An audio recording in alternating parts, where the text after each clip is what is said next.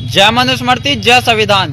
अभी बाराबंकी में जो चंद्रशेखर रावण की जो रैली हुई है, उसमें चंद्रशेखर रावण ने कहा है कि हम चमड़ा उतारना भी जानते हैं और समय आने पे वो चमड़ा सिर पे मारना भी जानते हैं। भाई तुम चमड़ा उतारना नहीं जानते, मैं सीधे सीधे कह रहा हूँ, क्योंकि मैं दलित समाज से आता हूँ।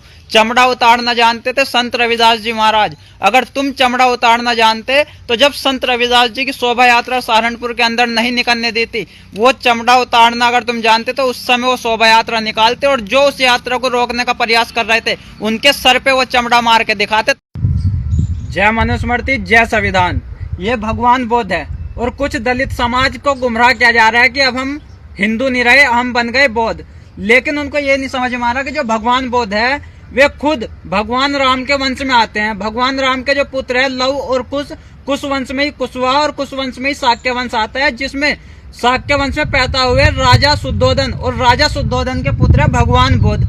अपनी ना जातिवादी राजनीति करनी है। बाबा साहब बताओ, अगर बाबा साहब के साथ गलत होता तो उनकी पत्नी कौन है? कह तो रहे ना, कह तो रहे ब्राह्मणों ने उनके साथ एक बात बताओ, जिसका शोषण होता, क्या आज के हिसाब से जो जाति का शोषण हो रहा है, क्या ब्राह्मण अपनी लड़की दे देगा उसे 80 वर्ग को? अगर शोषण होता, और खुद बाबा साहब ने अपनी बहन की शादी ब्राह्मण परिवार में की, अगर शोषण होता ऐसा हो सकता था? बताओ, बाबा साहब ने संविधान लिख दिया, जिसका शोषण हो रहा हो संविधान लिख सकता था? राजकुमार भाटिया अनपढ़ गवार ना, कुछ नहीं पता, कुछ भी भोग जाए। एक भी पूर्वज का नाम बता दे किसका झाड़ू बंदी बंदी। वाल्मीकि जी, अगर शोषण होता तो उनका झाड़ू बंदी दिखाओ हमें, कहाँ बंदी? और रविदास जी हुए, हमारे वेद व्यास जी कौन थे? वेद व्यास जी भी तो आज की भाषा में 80 वर्ष है। और सत्यवती आज की भाषा में 80 वर्ष है। कौन थी वे? हस्तिनापुर की महारानी थी। अगर शोषण होता तो वे महारानी कैसे बनेगी भाई? अब क्या होगा 2029 में? योगी आदित्यनाथ भारत के प्रधानमंत्री बनने जा रहे हैं, ये आज कंफर्म हो गया। अब एक कहावत आपने सुना होगा, एक गेट में हाथी को पार करना था, पूरा हाथी पार हो गया, लेकिन जैसे ही हाथी का पूंछ क्रॉस करने वाला था, पार करने वाला था, अटक गया। कैसे? संभव ही नहीं है कि पूरा हाथी पार हो जाए और हाथी का पूंछ अटक जाए, कैसे हो सकता है? लेकिन ये वही हुआ।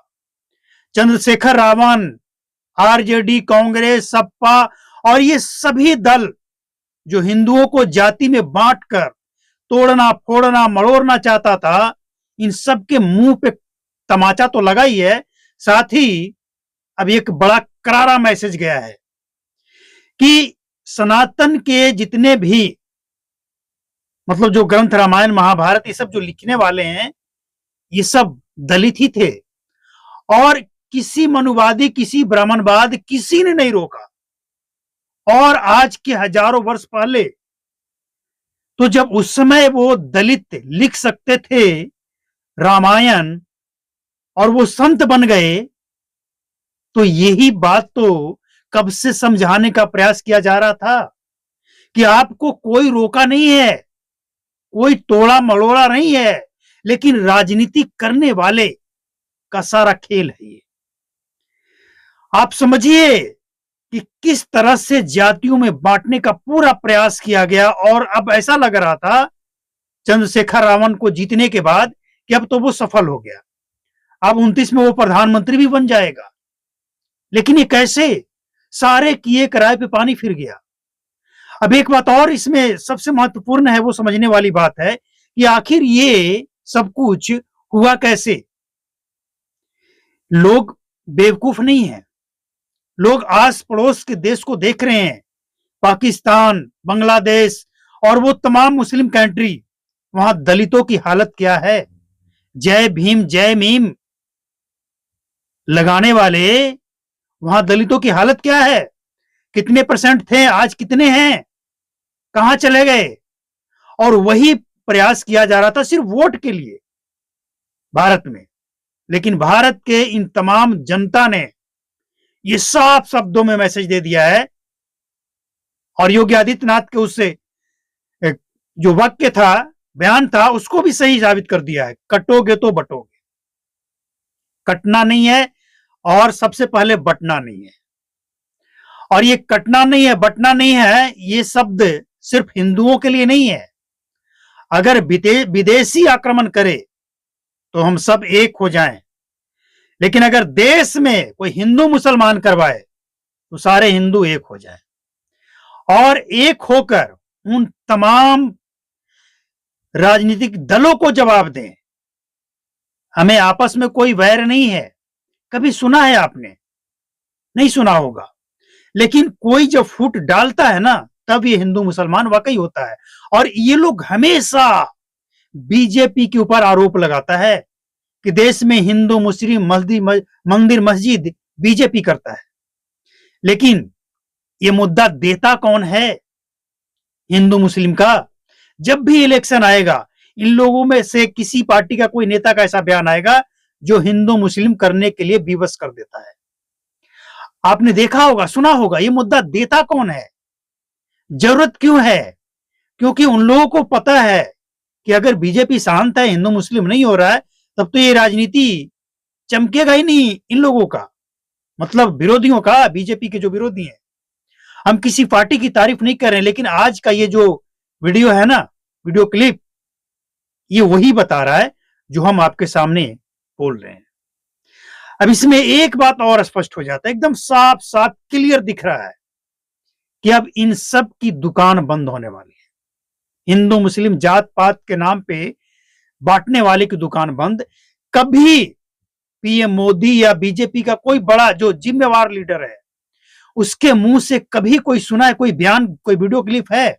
कोई जो जिम्मेवार लीडर, बाकी वो तो सभी दल में सब तरह के होते हैं कि मुसलमानों को भगाओ, दलितों को भगाओ, पिछड़ों को भगाओ, ऐसा कोई बयान। लेकिन राहुल गांधी हिंदुओं को, सनातनियों को खुला कि जब कांग्रेस सत्ता में आएगी ना, और सदन में जो अपने आप को हिंदू कहता है वो हिंसा हिंसा हिंसा, इस तरह के बयान कभी किसी बीजेपी या बीजेपी समर्थक जो पार्टियां हैं, किसी बड़े नेता का आपने बयान सुना है? जैसे राहुल गांधी का बयान, स्टालिन का बेटा, सनातन को डेंगू मलेरिया, ऐसे किसी नेता का बयान। तो इन सब के गाल पे ये तमाचा है। और ये वीडियो क्लिप बताता है कि देश अब एकदम सही रास्ते पे चलने जा रहा है, और यही होना चाहिए था।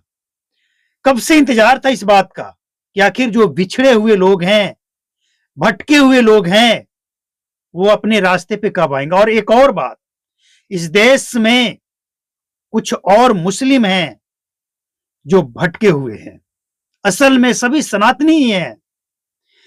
आज भी आप उत्तर प्रदेश के कई गांवों को देखेंगे जहां पे मोहम्मद दुब्बे, मोहम्मद चौबे अपने नाम के बाद लगाते हैं वो, और वो खुद स्वीकार करते हैं कि हमारे पूर्वज पंडित थे।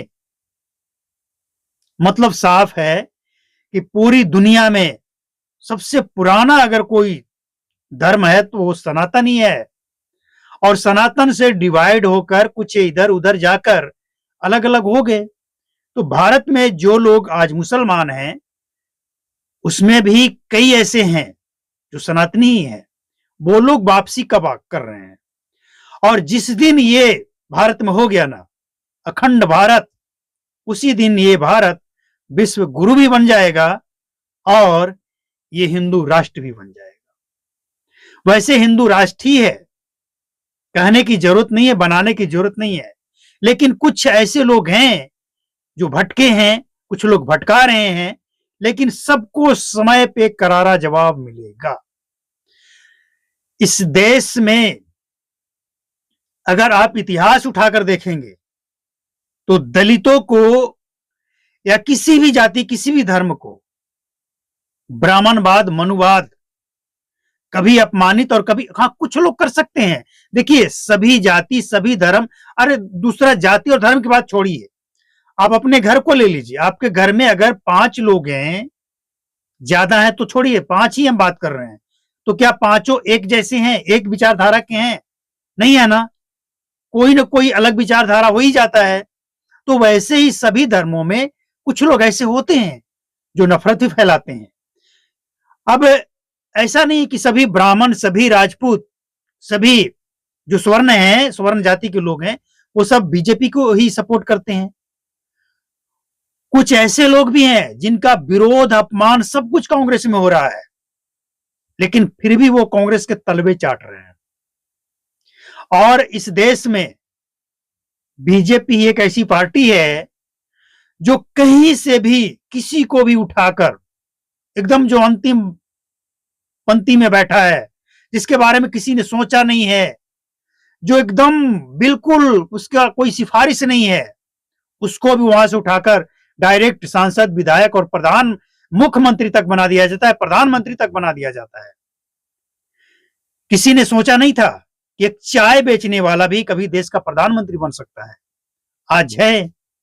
और देश ऐसे चला रहे हैं कि पूरी दुनिया तारीफ कर रहा है। आज देखिए, इजराइल, ईरान और अमेरिका में जो वार चल रहा है, युद्ध चल रहा है, दूसरे देश के लोग, भारत के देश नहीं, दूसरे देश के लोग कह रहे हैं, बड़े बड़े लीडर कह रहे हैं कि इस जंग को अगर कोई रुकवा सकता है, इसमें कोई मध्यस्थता कर सकता है, तो वो भारत है।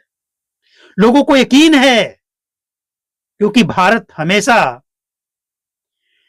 बुद्ध के रास्ते पे चलता है और शांति के रास्ते पे चलता है। यहां देखिए, ये गोला बारूद बंदूक ये लोगों की जान ही ले सकता है, कभी किसी की जिंदगी नहीं देता है। ये ईरान में या जहां भी ये गोला बारूद का खेल चल रहा है, लोगों की जान ही जा रहा है ना, तबाही ही हो रहा है ना, या कुछ फायदा हो रहा है इससे? कुछ नहीं होता है। लेकिन ये अपना अपना लोगों का सोच है। तो वैसे ही भारत का भी अपना सोच है और क्लियर है, और ये तस्वीर वाकई दिखाता है कि भारत अब एकदम सही रास्ते पे चल पड़ा है।